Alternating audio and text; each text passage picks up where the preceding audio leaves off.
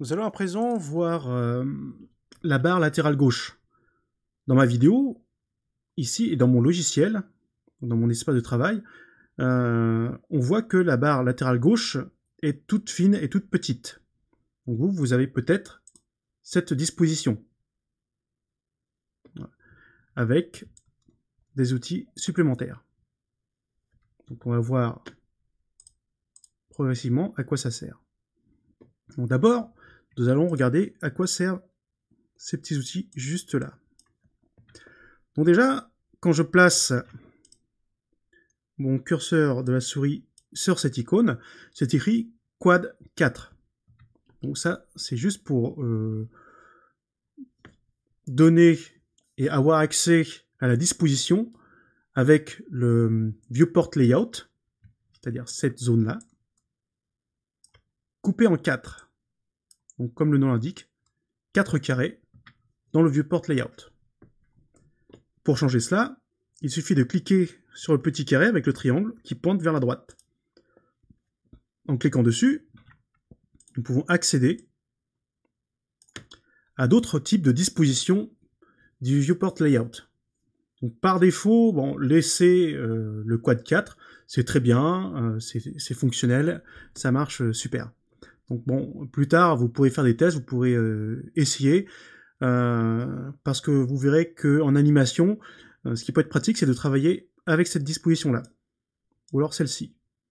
C'est-à-dire l'écran séparé en deux, avec donc des carrés disposés en vertical ou en horizontal.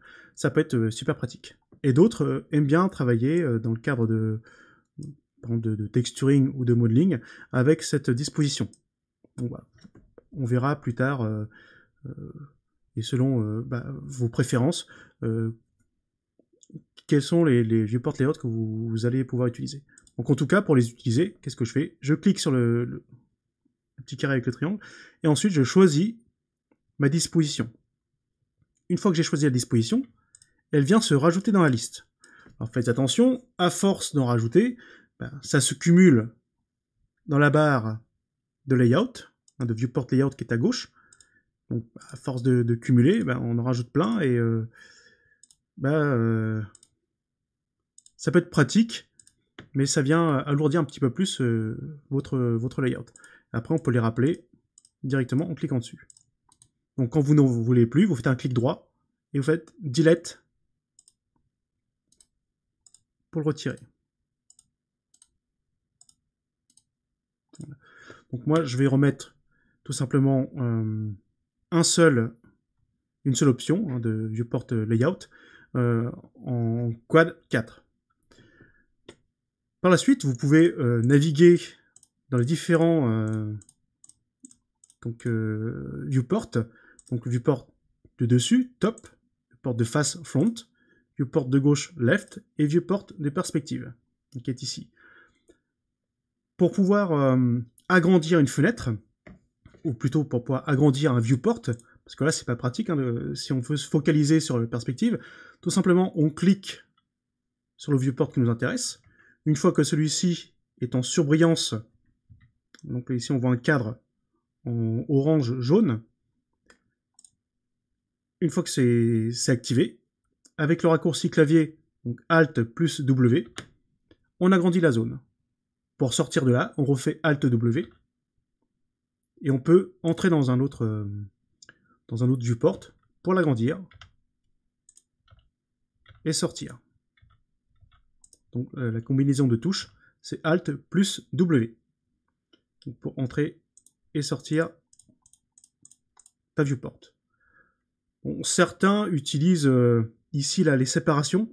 Donc si vous placez bien votre pointeur de souris sur les séparations, vous allez pouvoir redimensionner donc les viewports. Pour ça, je vous conseille pas trop. C'est pas vraiment super comme présentation. Prenez plutôt l'habitude, quand vous avez besoin de zoomer sur un viewport, d'utiliser le raccourci Alt plus W. Donc une fois qu'on a vu ça, maintenant, dans la barre latérale gauche, il devrait y avoir un autre outil qui est très important. et c'est cet outil-là. Enfin, ce sont ces deux outils ici.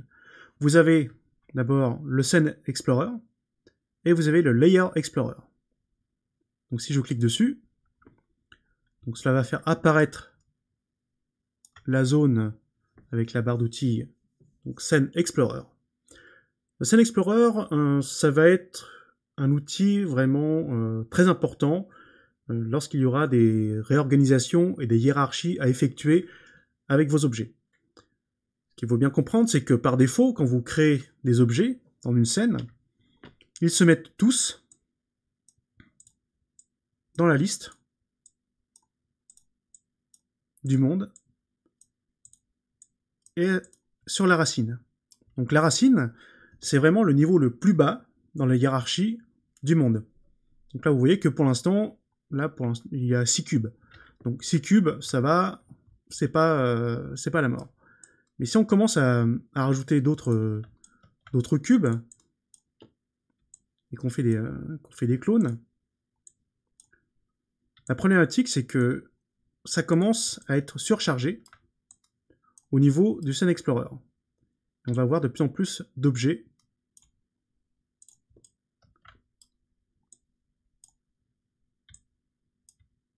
Voilà. Et pour accéder aux différents objets, ici là, vous avez la liste avec des noms.